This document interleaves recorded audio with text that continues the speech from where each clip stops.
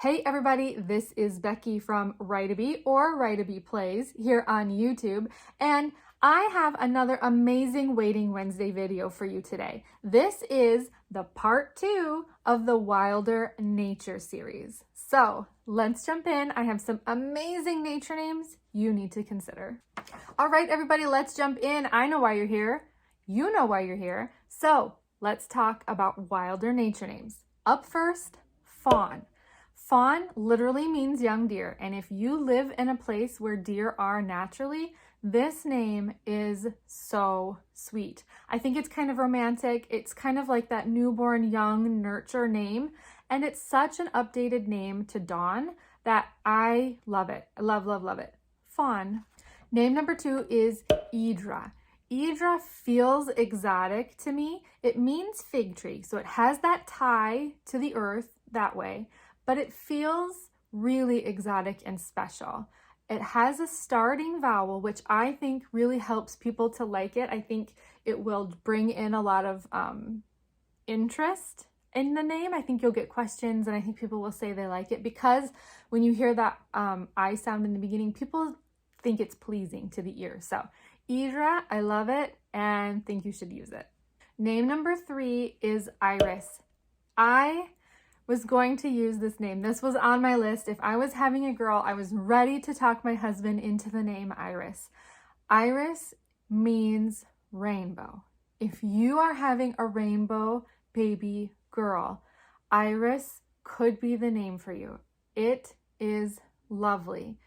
Iris was from Greek mythology, and she was a goddess who rode the rainbow down to earth and would bring messages. And I think that is so special. So if you are someone who is having a rainbow baby or considering the name Iris, this name really connects back to the earth, connects to natural elements like the rainbow or the flower, which is the really obvious meaning as well. So lots of nature connections, lots of emotional connections. Iris.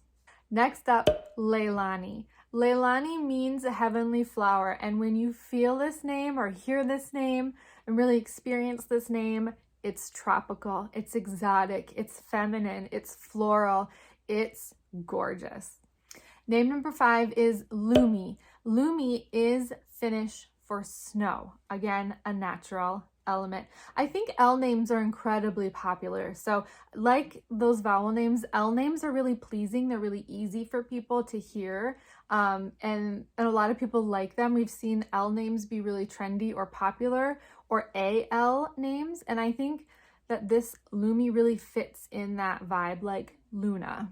While Lumi is actually quite rare here in the US and in the UK, it's a top 50 name in Finland. Finnish for snow. It's top 50 in Finland.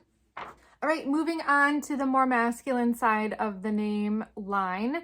This is Grove, and it literally means grove of trees. I like this one because it obviously, when you hear grove, I think your ear automatically expects to hear Grover, which I think is a great association. Grover is an older, underused vintage name that could make a comeback, and Grove is a much more natural version, updated version to Grove, and I love it. Just like I liked Fawn for Dawn, I like Grove for Grover. Name number 7 is Caspian. Caspian is a geographical name. It's a big salty sea, and it's also a literature name. So when I hear Caspian, I immediately think of Prince Caspian from the C.S. Lewis novels, but I think if you are into nature or into geography, it's very easily a geography name as well. So it's got the literature and the nature tie. Name number 8 is Fisher. Fisher is an occupational job, fisherman. So it has that kind of connection to the water and the sea and the ocean, but it also is a surname, and we've seen lots of surnames really spike in trends for names, and I think Fisher could fit that. So we know that nature names are coming up. We know that surnames are coming up. Fisher seems really on trend, and no one's using it. Fisher. If you've watched any of my videos, number 9 will not surprise you. Indigo. I love this name. I think it is so cool. If I were Team Green, I would name my baby Indigo. And if it were a girl, she would be called Indy. And if it were a boy, he would be called Digo. I think Indigo is such a cool name and it's underused. Indigo is the blue dye from a flower. It's a color, right? So we see it in the rainbow when we Roy G. Biv. And it's just got such a great connection to the earth, to the colors. It's artistic, it's fun. I love it. Last but not least, name number 10, Holmes. Holmes means from the island in the river, and it's very cool feeling.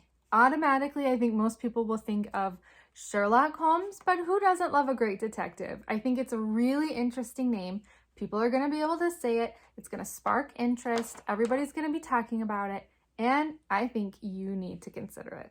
All right, I hope you loved these 10 names. I have even more, even wilder names coming your way in part 3. So make sure you're subscribed. Make sure your notifications are on. You won't want to miss them.